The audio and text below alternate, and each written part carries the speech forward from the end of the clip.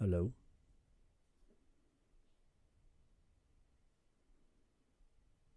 Hello? Is this working? Hello? Am I live? Am I live? Am I out there? Hey, YouTube, can you hear me?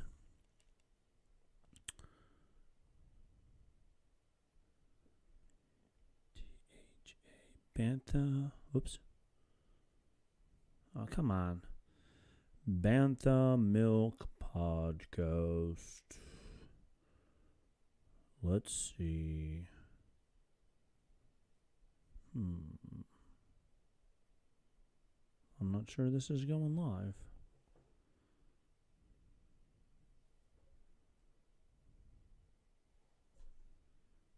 If it's going live, can you tell me if anybody's out there?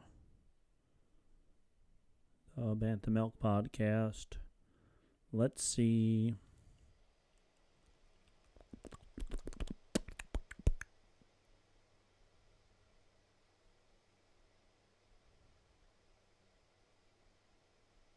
Oh, here we go. I'm seeing live. Am I seeing me? Let's see. Oh, yes. It's working. Yay. All right, folks. It's a working. I'm going to leave that right there. I'm going to close all of this. Whoa. Okay. Okay, Johnny. All right. I'm going to minimize that because I need this. And I need... This is really going to make the computer go crazy. Let's see. My iPad's at 3%. I only need it for one thing. All right, let's see what happens. Let's see what happens, shall we? Here we go. On this episode of Bantha Milk Podcast, we break down episodes uno and dos of The Skeleton Crew. Arr, matey. Intro music.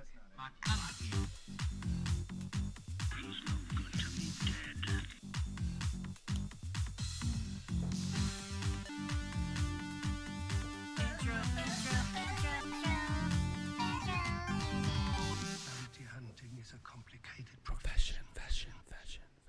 What up, people? It is Rob flying solo. Nick was supposed to be joining us, but he got himself sick. So while you hear my wonderful voice, you won't be able to hear Nick's voice at all because he called me yesterday and was like, I don't think this is going to work. So here we are with me, but these first two episodes of the Skeleton Crew were so good that I wanted to make sure we broke them down and give them the justice and the time that they deserved because I don't want to wait another week and then try and break down 3 episodes because these first 2 were phenomenal. So I loved it. I don't know what you thought. Tell me what you thought. Tell me in the comments. Tell me what you think. If you liked it or not. I really, really enjoyed it, especially the first episode. I was watching the first episode and I'm thinking, you know what? This would be awesome. I would watch a whole season just of this, of a Goonies or Stranger Things or any type of a great kid story or even like a coming of age story, which is what this is labeled as. But set with cool Star Wars effects. The town looked like a typical town, but it had its Star Wars-y take on it. All the vehicles were your normal cars, station wagons, buses, whatever, but they all had a Star Wars take on it. So I really, really enjoyed the first episode. The first episode was nice and long. It really got a lot of building. I thought they were going to take 2 episodes until they got to taking off on the spaceship. I thought a lot more was going to happen with the kids in the town before this, but they did a very good job of having all the kids' backstory wrapped up into one good episode. And then the second episode was a good episode of kids being lost in space. So many references to so many other movies and things like that. So I have a lot of notes. I'm just going to start reading through them and telling you what I thought and all the different things that I saw, because it was really, really good. I really enjoyed it a lot. And I hope you did as well. And I hope with this, all these extra things that I have to tell you, you can appreciate it even more and see where all these little references and little Easter eggs came from. So I start out by asking you, what do you get when you take the Goonies, Explorers, 1940s pirate serials, Aladdin, Ferris Bueller's Day Off, A New Hope, Ready Player One, Back to the Future, Star Tours, the Galactic Star Wars Galactic Express, E.T., and you combine all those together, bam, that's what we have right now with the Skeleton Crew, because so many references to 80s movies, and even I felt one of the very last scenes was a very Easter egg homage to Aladdin, a scene in Aladdin, because of when Aladdin gets trapped in the jail. I felt it was the same exact thing as that. So that was 93. I looked it up. I loved Aladdin, the cartoon, hated the live action, loved the cartoon, and I saw it 3 times in the theater in 93, and then I wore out a videotape VHS way back in the day of Aladdin. I watched it so many times at home. So you put all those together and you get the Skeleton Crew. First thing I want to do, I want to thank Screen Rant, because they have a breakdown of every new and returning alien race in Star Wars The Skeleton Crew. So I'm going to go through all these real fast for you. There was 36 new and returning characters between these 2 episodes. The first one had a lot of different characters at home, and then when they got to the spaceport in episode 2, a lot of different characters there as well. By the way, if you didn't see by the title, breaking down Skeleton Crew. So if you didn't see it yet, spoilers are coming. All right. First is Neil's species. He is the same thing as Max Rebo and Orleton, just like Max Rebo is. So he's just a child version, and I really appreciate him. I like him. I think he's fun. He is played by Robert Timothy Smith. Plays him. I'm not sure if he's the character inside. That would be really cool if he was the character inside as well, or if he just donates the voice to it. But his character's fun. I like him so far. I can't complain about him. Vizuna is the little green mousy-esque character that Runa, one of Neil's classmates, the one that Neil has a little crush on. She was a little bit of a brown-noser in this. Oh, I want to be a shut up. And then we had a Shistivian, which is the Wolfman. Now, the Wolfman, we saw him, if you saw an unedited version of A New Hope, he was one of the characters in the background of the cantina, because they needed extra characters. They didn't have the money to make more props, so they went to a prop trailer on wherever they were and found a Wolfman head, and they said, this is perfect, let's do this. So then there was a Wolfman in the background. Later on, when they re-edited it, he was dubbed out and replaced with a different character, so that was pretty interesting. Warthog is another character. He debuted in The Mandalorian Season 3 with one member of his species serving as a member of Captain Goradian Shard's pirate crew. Once again, it may or may not be the same person. Originally referred to as the Frog People, many receive a proper name from future Star Wars books. 32, Nikto. We saw him in Star Wars. Nikto's species debuted in Star Wars Legends, continuously infamously in Star Wars Holiday Special before making their next live animation appearance in Return of the Jedi. In the original Legends incarnation, Nikto had 5 subspecies, with 3 appearing in the modern canon iteration so far. Vane, a pirate and member of the Kaja San Nikto subspecies, debuted in The Mandalorian and has reappeared in the Skeleton Crew. So it's the same guy that we saw in Mandalorian. He's the one pirate that got away after they beat up all or fought all the pirates and destroyed them all. He was the one that got away.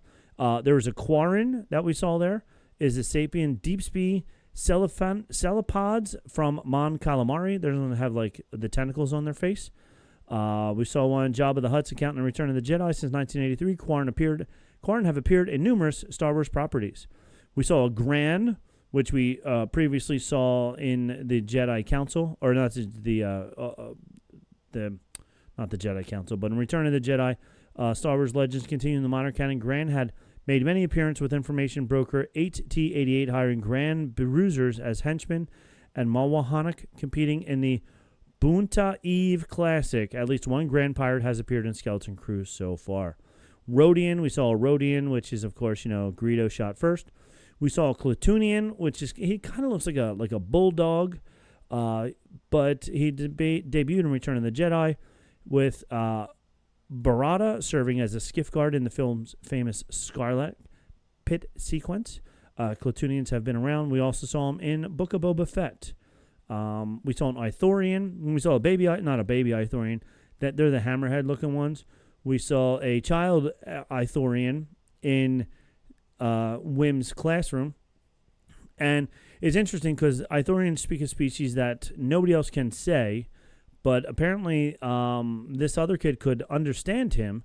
From my previous understanding of the Ithorians, nobody could understand what they were saying either if you weren't a hammerhead. They had boxes on each side, and they have two mouths, one on each side. So they had boxes on each mouth that would translate what they were saying into basic. But in this episode, in Skeleton Crew, the other kids in class could understand him. There was an Ishatib, which is an amphibious Ishatib species, first appeared in Return of the Jedi. A Katerian, which recent addition to Star Wars franchise, debuting in the modern canon Star Wars The Last Jedi. A Weequay, which was the bartender in Mandalorian. We saw him. He's also in Book of Boba Fett. Moss Plago's Freetown's bartender. We saw him in Skeleton Crew. A lot of these bigger thug-like creatures we saw on the asteroid base, but then some cute ones we see back at home in the school. There's a Grindalo, which is the white worms. Apparently you saw one of them on the base. Jawas were running around the base. Kaizuko, which is Skeleton Crew live action appearance of Kaizuko, debuted Star Wars The Clone Wars. He was a bounty hunter. No, there was a bounty hunter named Embo.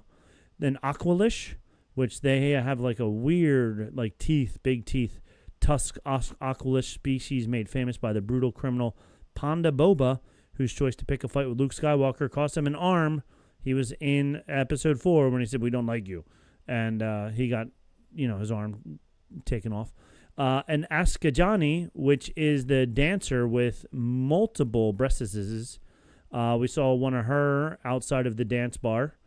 A Snivian, Mos Eisley in A New Hope. He was also in the background. Mandalorian, Book of Boba Fett.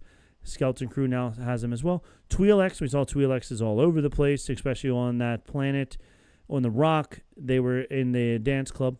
Glowin, Fadix species. The Canto Blight sequence in The Last Jedi introduced a multitude of new aliens to the modern Star Wars canon, with some remaining unnamed. Case in point, the unnamed species of the Glowin Fadiq, which we saw another one of them. Fragosian, another alien species that debuted in the sequel era, are the Fragosians. Not only did a pair of Fragosian scientists appear in Maz Kanata's castle in Star Wars The Force Awakens, but members of the species also appeared in The Mandalorian, Obi-Wan Kenobi, and Andor, also seen in Port Bargo in the Skeleton Crew. A Batario, which was in Port Bargo, also all these pirates. An unnamed species, Hugensen species, he doesn't have a name, also in the bad place.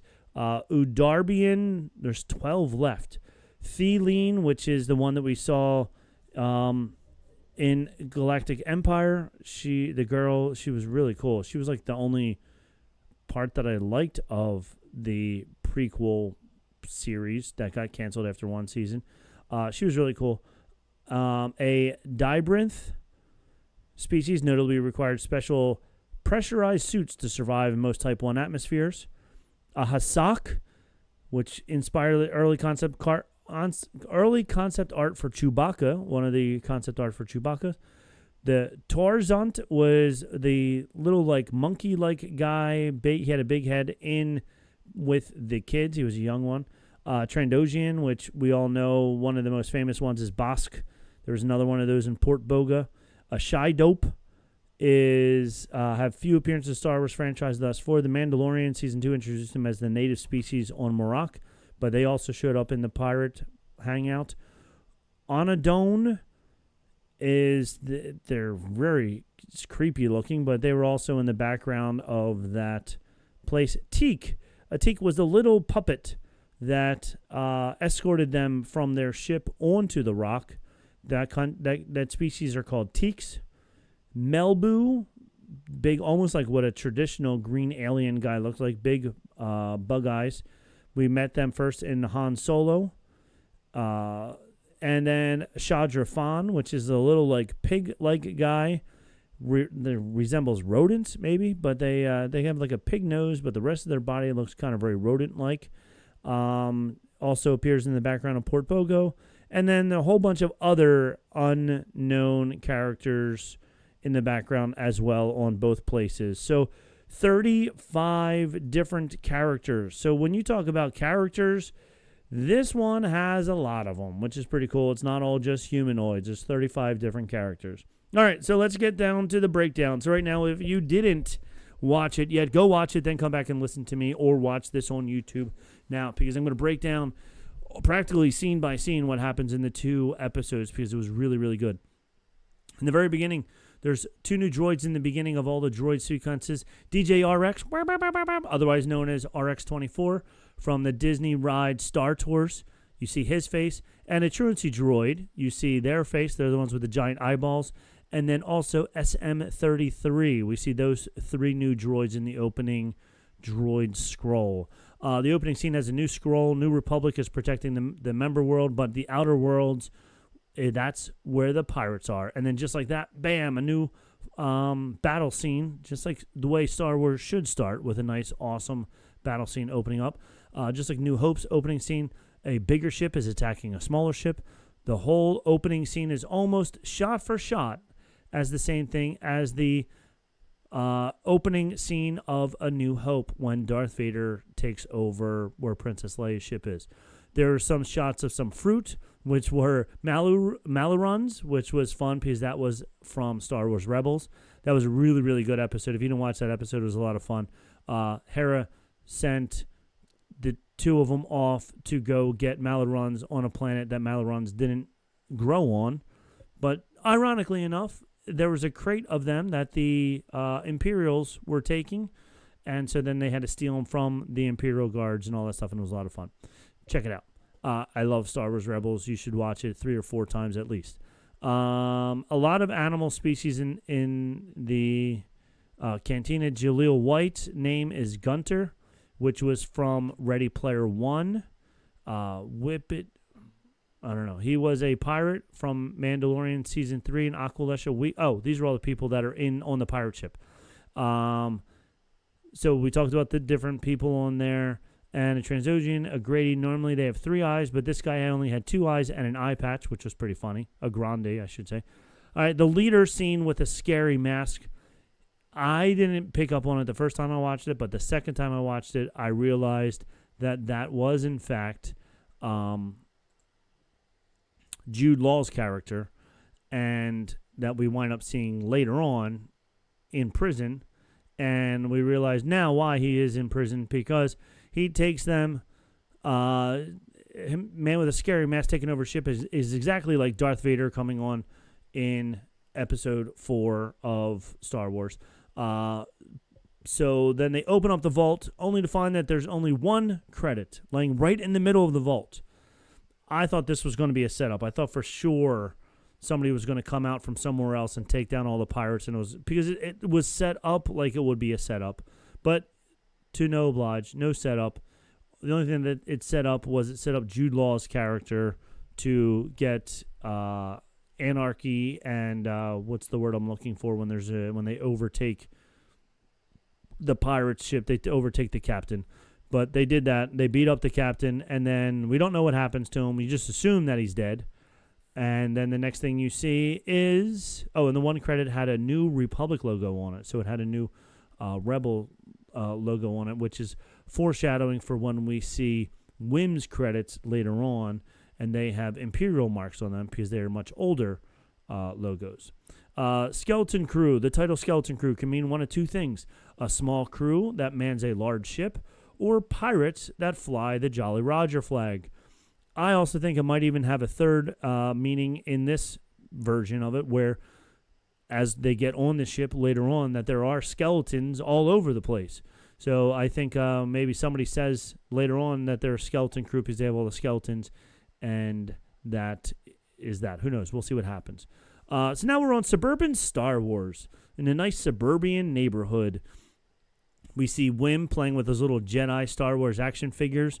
He's played by Ravi Kabat Converse, and I was looking to see how old these kids were, to see how old they were supposed to be in the show, because some of the girls are a little bit taller than the boys, and I was like, okay, but also I'm a middle school teacher, so I know that girls mature earlier than boys do, and girls shoot up before boys do.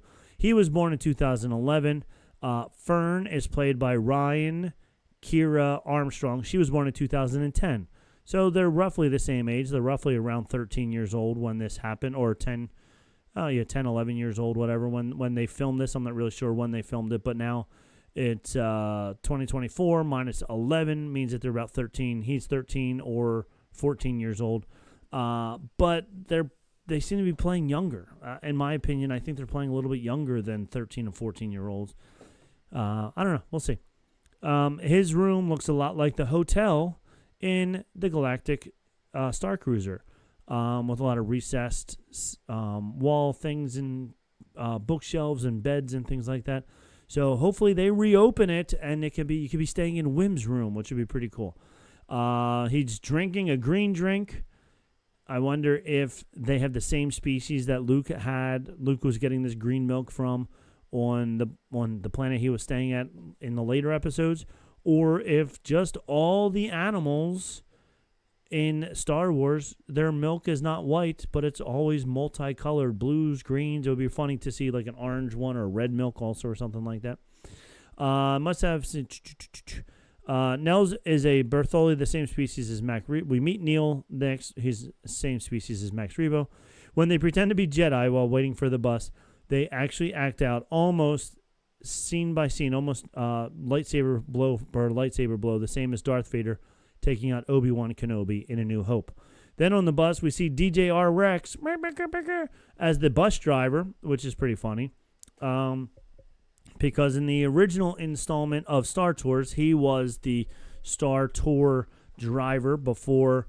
In the sequel rounds, they when they redid it, they now make C-3PO the driver, but he was the original driver. And now, if you go to Olga's Cantina in Star Wars Land on either the LA side or the Orlando side, he's out there spinning records now. So they reused his body to be a DJ RX now instead of RX-33, which or RX whatever number he was before, RX-24. Now he's DJ RX, so you can get him in either place. I liked Whim's iPad, which shows 3D comic books. They did a really good job of showing the depth of the 3D on these slides, but they were still just like slides. It was almost like a viewfinder from back in the day when in the 80s, kids in America or kids on Earth had these little things, viewfinders, which you put in a disc, and it was two slides at the same time, but because they were a little off, it made it look three-dimensional. And he was using the same button to slide through that you would with the viewfinder. And then the bus driver was gross. The kids were putting gum on the back of his head, whatever. All right. Oh, and the comic books were very similar to what was happening in the beginning of this series, but not exactly the same. As a teacher, I find the classroom scenes very amusing. The teacher is so boring as a droid, and not one kid these days would be able to pay attention to her monotone. It was almost like Charlie Brown's teacher, but you could actually understand the words. But it was so boring. I was like, oh my God, I can't believe these kids are sitting so still. Like, they would be out of control if we taught like that to kids these days. If we talk like that to the children, they would not be paying attention the way these kids were just sitting there paying attention. All except for Wim, who was drawing on his Etch-a-Sketch built into his desk, which was pretty cool. So then kids would be falling asleep. Undersecretary Farr comes in to tell the kids that they're going to take a test when they're like 10 years old that's going to decide their future. Kind of reminds me of the movie Divergent, where the one person finds out that he is a Divergent. I wonder if Wim, if he actually took the test, if he found out that he was a Jedi somehow. Because, speaking of that, on Wikipedia, originally, it said that he was a youngling. Now, I know Wikipedia is put in by people, and I'm sure somebody put that in there. It hasn't been proven yet in the first 2 episodes that he is a youngling, but it will be interesting to see if they are correct with that by the end of the series, by the end of the 8 episodes.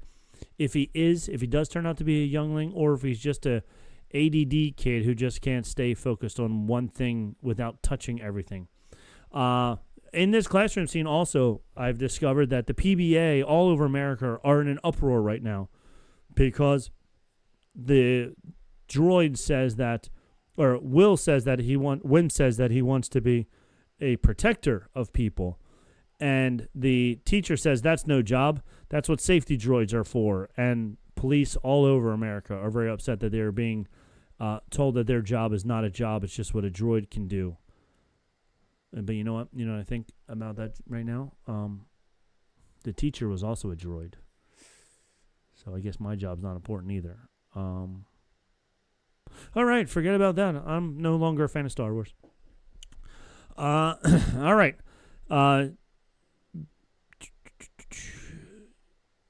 Wim's all over the place. Doesn't know that his biggest test of his life is coming up, and at the same time, we find out that his dad is not paying any attention to him either. His mom's not there, presumably dead, and his dad is too busy. Perfect Disney. Every Disney story, the mom dies in the beginning.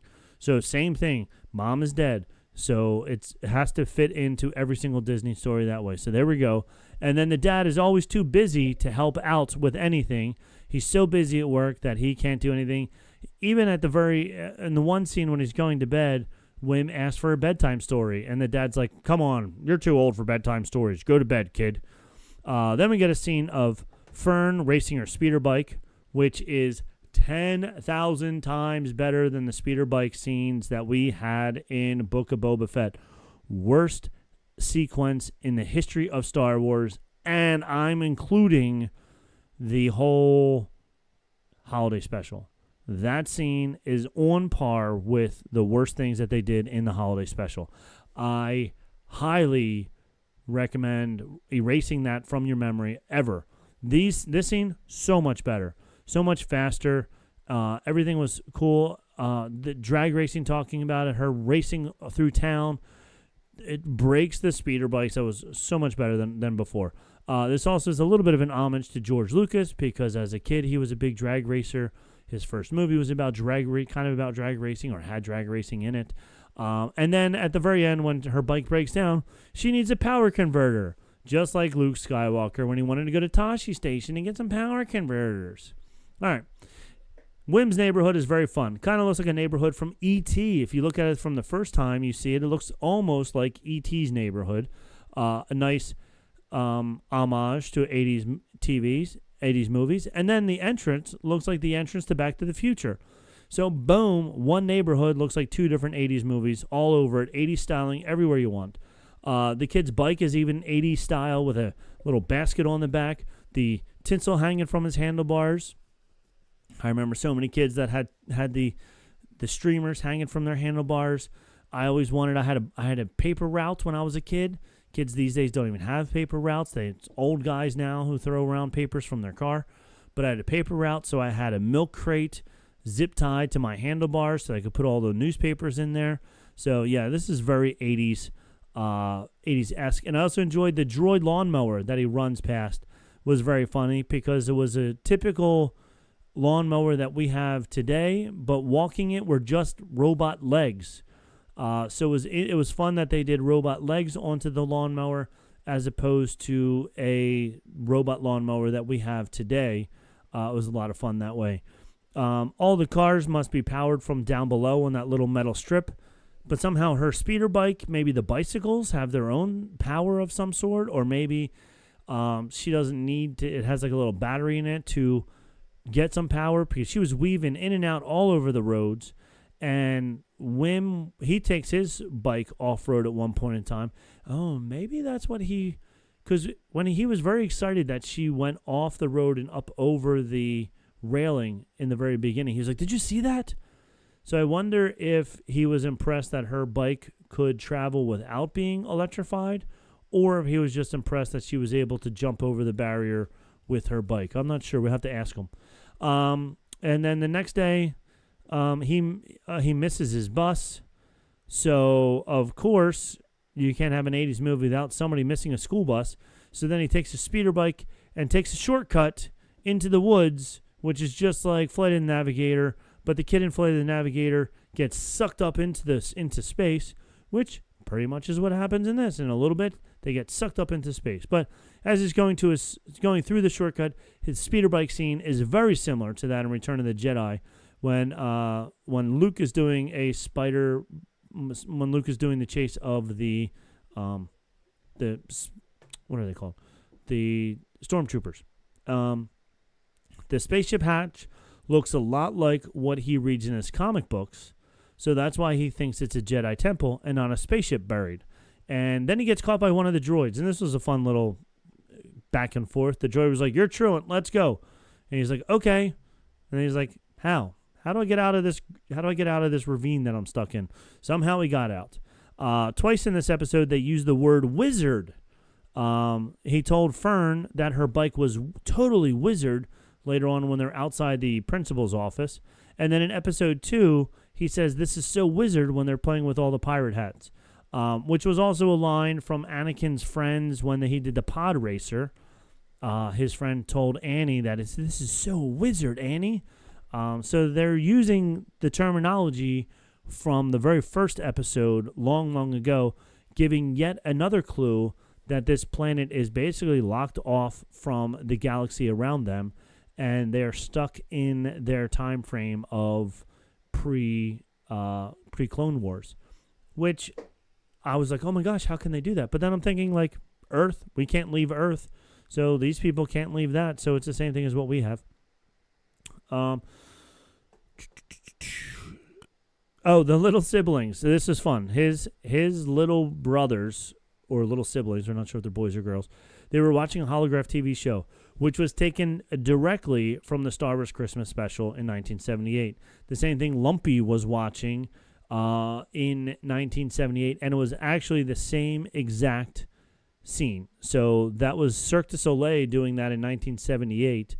They got that footage and did the same exact thing, and now instead of in the 1978 special, they zoom in on it, and then you see the live action people from Cirque du Soleil. But in this, they're watching it as a true hologram, which is pretty cool that they brought that back once again, bringing the Christmas special into canon for some unknown reason. Bad idea. The only good thing that came out of that was Boba Fett's cartoon, which is the first time I meet Boba Fett. Then the two of them, he gets his buddy to come with him. They go to the Jedi Temple, and when they get there, he's discovered that somebody's already been there, and it's the other two girls.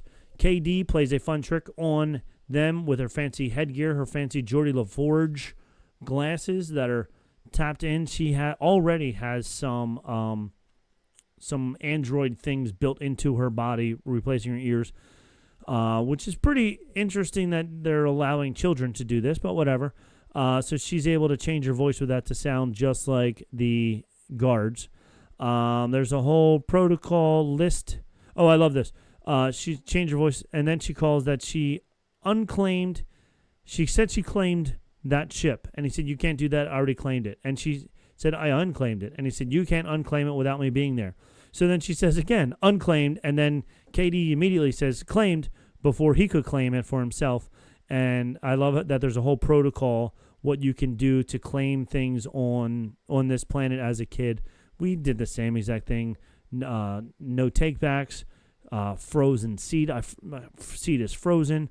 Of course, the number one, which was, of course, shotgun, so you can get the front seat of the car.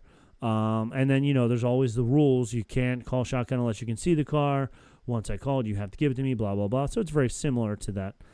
Then they have a conversation, tricking the boys into digging out the rest because they tell the boys, oh, you're so strong. And he says, oh, yeah. He goes, I'm going to trick her because once we get inside, I'm going to claim the inside. She only claimed the outside. And then the girls say, oh, these boys are so dumb. They never get to the point because they wind up getting stuck in there. The doors open up, and then similar to the Goonies, they get stuck inside just like they did when they went down underneath the fireplace. They got stuck in there. And then, of course, Wim has to touch everything that he sees. This is where he's like, so he needs medication because he needs something to tell him to think before he does things. That droid looks like it died trying to flip that lever. So maybe I shouldn't flip that lever because maybe something bad will happen. Oh, let me touch the lever. Oh, look at this glowing green light. Let me push this button. So he needs a little self-control. But because of that, he plays with some things. Boom, the engines start up, and then it starts to take off. And as it's taking off, they're all on the outside. Then they get back inside. Wim sees his dad. Dad, I'm up here. So now his dad knows where he is. He knows he's flying away. And then they leave outside the barrier, I think they called it. And as soon as they get outside the barrier, it takes off and goes into hyperspace. Now, the kids think that Wim did something to get him into hyperspace. I'm not really sure he had anything to do with that. And that also goes into episode 2. So that is where we end episode 1. And with that, we're going to take a quick commercial break because I need a rest. I need to rest my throat.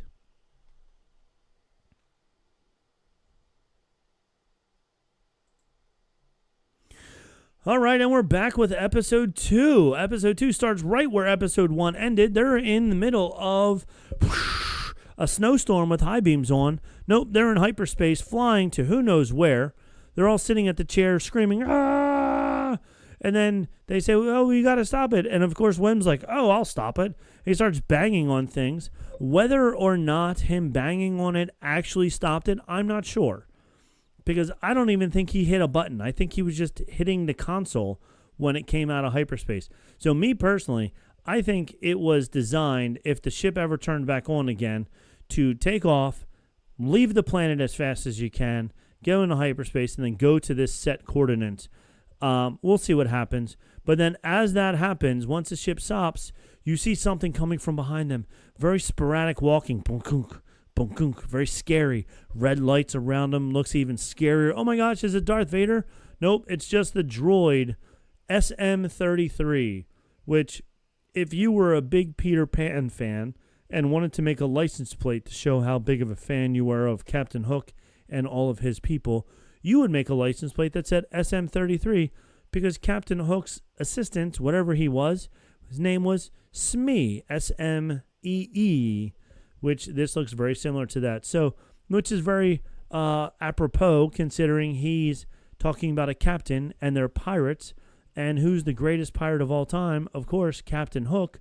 So why not have Captain Hook's assistant be the name of the droid in this? So there we go.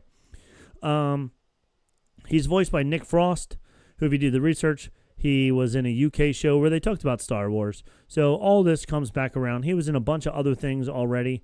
So check him out. He's a good actor. He does a very good pirate accent, and he's a lot of fun there. The one thing I enjoyed about this is it's clearly stop motion. And I love stop motion animation. I teach my kids how to do it. You can tell the herky-jerkiness of it, and even when he was fighting in the next couple of scenes, you can tell it's a little stop-motion-esque, not very smooth, and I love the fact that they're not just doing everything CGI. This is stop-motion. Later on, the little I forget what his name is. The little guy who was the pilot. His name, I'll find it. There it is. Teak. Little Teak looked like a puppet as well. So very cool stuff there. No CGI, but puppets and stop motion animation. Going back to The Mandalorian, I'm pretty sure the droid that was the bounty hunter droid also stop motion animation. All right, after the girls trick... Oh, after that, the girls trick SM-33 into... trick him. She tricks him into thinking that she is the new captain because he says every ship needs a captain. So Fern is like, well, I'm your captain. I killed your captain. He's like, I don't believe that. And she's like, do you see your captain? I killed him. Therefore, I am the captain. And he goes, oh, okay. And then Wim, of course, being the immature ADD kid, is like, no, I want to be the captain. And Smee's like, fine, you can challenge her to a duel of death. And he was like, never mind. And I do appreciate right now, Fern is very protective of her friend KD. There's multiple instances in the first 2 episodes where she's like, oh, no, me and KD, we need to do this. And she doesn't really care about the boys yet. She's not very protective of the boys yet. I'm sure there's a lot of foreshadowing into it where the boys are going to eventually save the day or for the girls, or they're all going to be best friends and they're all going to be working together. And then without even thinking about it, she's going to say, all 4 of us need to go, or something like that. Then we're back on at Adam, the planet. It's very similar to E.T., where they're hunting for E.T. In this case, they're hunting for E.T. after he lands, and in this movie, they're trying to figure out what the noise was and the commotion of the ship leaving, as opposed to in E.T., it was the ship landing. And during that, they find his dad, and the dad's all whiny, my son, he took my son, he disappeared. And the droids are like, that can't happen. No ship can go through it. He's like, I saw it. Man. I'm not a big fan of the dad. And I know you're not supposed to be. I know you're supposed to be like, oh, if you're just a little bit more attentive, then your kid would be a little bit more mature and better, and they want to be in this situation. So back on the ship, Wim's running around, having a great time. This is so much fun for him. He's loving it. He's on an adventure. He finally got off of his boring planet that he hates so much. He got to be real pirates. He runs past 2 skeletons that killed each other. He said, look, looks like they've had a fight to the death. And then he goes into the captain's bedroom. I like the effect of him jumping on the bed and all the dust coming up, showing that it's been there for a very long time, been underground for a very, very long time. He's playing with pirate hats, just like they did in Goonies. He was playing with pirate hats, and he was playing with the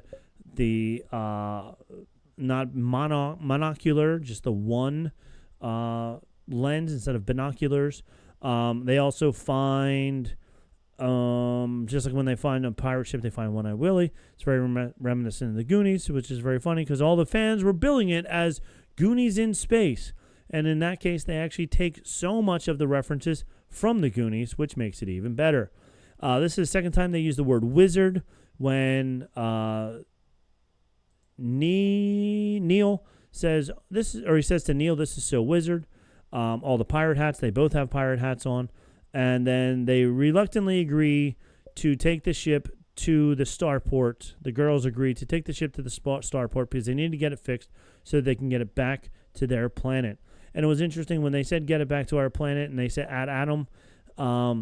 He didn't recognize that, but he did recognize a bunch of other things, including the planet from Andor, which is really good, and planets that were also mentioned in Star Wars Rebels. So a lot of throwbacks. All the other planets were mentioned in other things, so which was pretty cool. When they start getting to the base, to the pirate hideout, it's a rock. It's a asteroid, but it looked very much like Guardians of the Galaxy to me when they landed on Nowhere, which was a giant skeleton head. All the ships were docked far away, which protected the people on the rock from a giant ship just coming and attacking, and all the people coming off right away. They had to be rowboated on, basically, onto the rock. And then on the rock, you saw all of the other bad filth and villainry that is in Star Wars, all in the same place. Everybody was stealing from everybody else. There was dancing bars. There was this. There was that. Hundreds of ships docked out, one of which being the pirate ship that we saw in the beginning. Another was a ship that we saw in Star Wars Rebels that was at the time being driven by Hondo. So that would be really cool if we do see Hondo Ohnaka showing up because he's a cool pirate. I would like to see him in live action. That would be a lot of fun. It would be cool if so you can see Hondo, the ship, the Kwan from Smuggler's Run on one of the docks at the asteroid.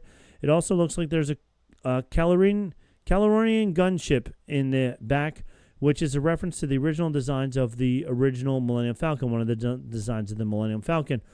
They had the same round cockpit area, but instead of being a round ship, it was a longer ship. So that's another homage there to that. The same captain's capsule as in the one Falcon, but the ship is longer, blah, blah, blah.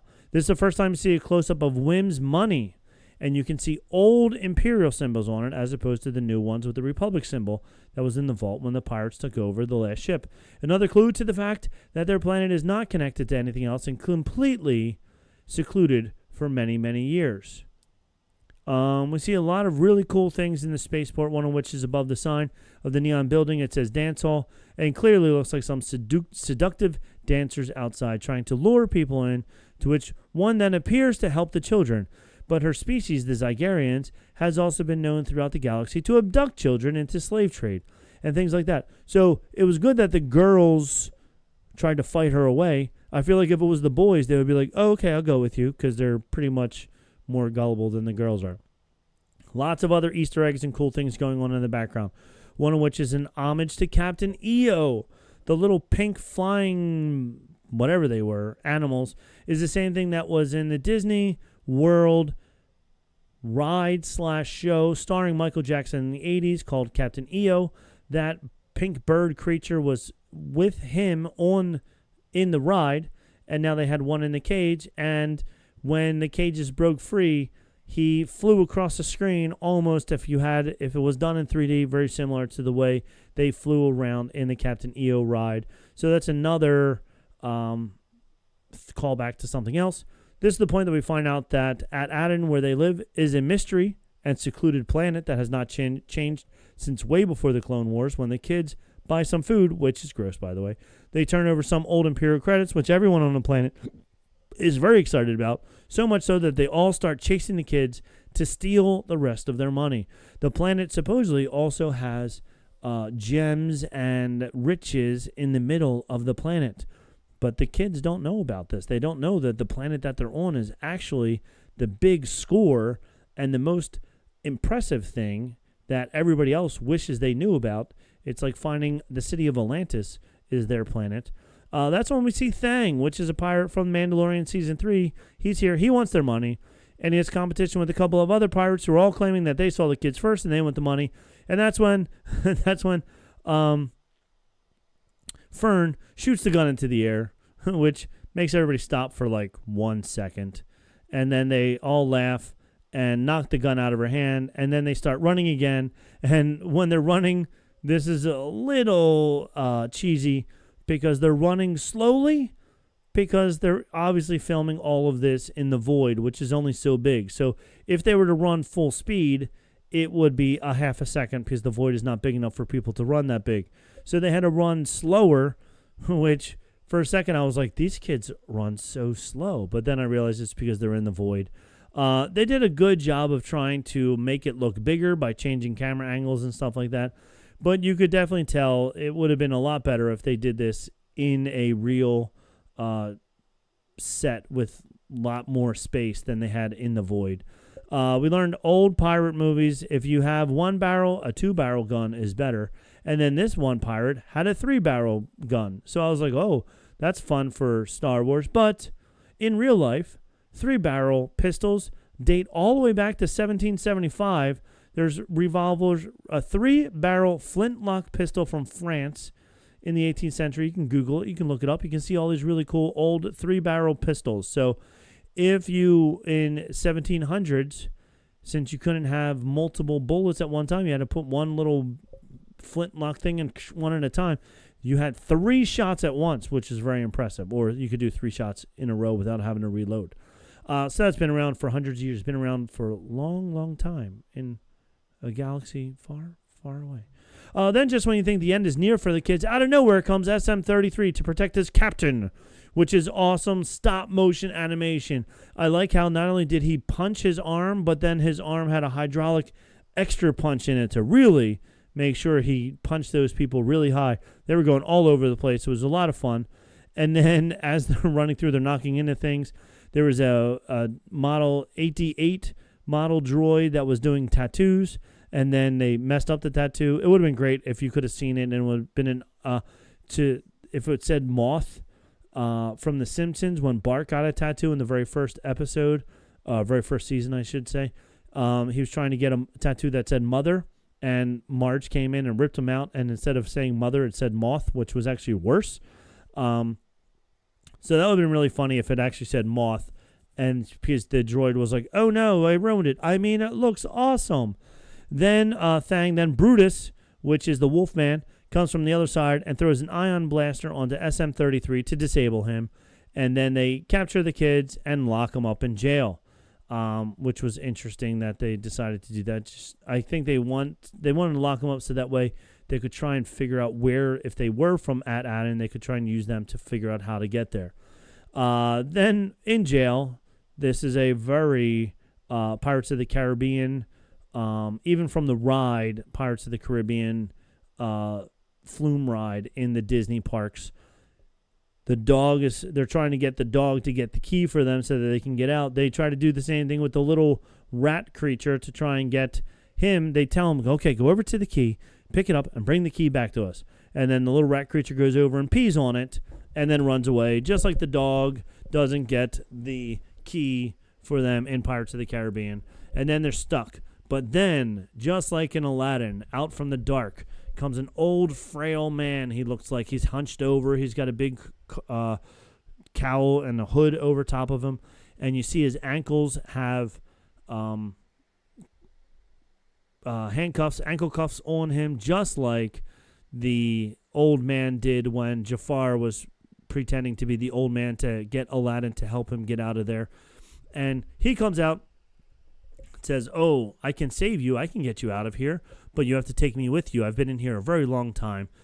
You take me with you back to your homeland, because he wants that big score. He wants to go back to the homeland, raid it of all of its gold and riches, and then he will be back and be the best, the biggest, the pirate of all pirates, because he'll have all the money. And the kids are like, but the key's all the way over there. You can get it.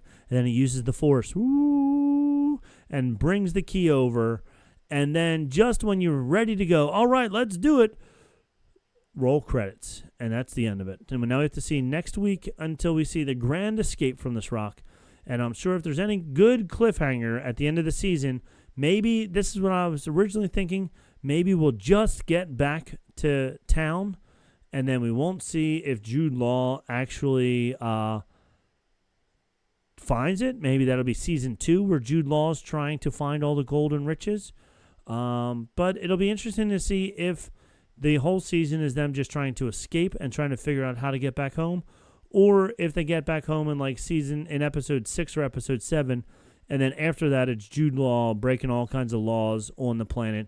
That would take a weird turn, so it'll be interesting to see which way they do. But that's it for the first 2 episodes. I talked a lot. I hope you got something out of this. I hope you enjoyed hearing all of the Easter eggs and everything else that I found and other people have found, and I'm giving them all to you now. Next week, it comes out on Tuesday instead of Monday. So hopefully next week, Nick and I are both very busy. We're going to have to find some time in here to do a recap of episode 3 because I'm enjoying it so far. I like it a lot. I hope Nick is too. We'll find out next week what Nick's take is on it. But I'm definitely enjoying this. I like the adventure of this. I have watched it 2 times already and then have done a lot more research and hearing what other people have to say about it. So probably have seen everything at least 3 times. And I don't mind it, where some of the other series that have come out since The Mandalorian, I haven't even watched them twice, but I've already watched this 2 times. I would even watch it again tomorrow because I enjoyed it so much. It was very good. So far, so good. I feel this is their, so far, in my opinion, it will be their second, third best season. I think Andor is a really good show that people don't understand, but it's a really, really good show. So far, I would put this in the top 3 of all the Disney Plus series. I don't know what you think, but let me know what you think. I definitely will put it in the top 3. So until next week, I want to say hopefully Nick's voice is better because I can't do all this talking all by myself all the time. Until next week, we have spoken, or at least I have.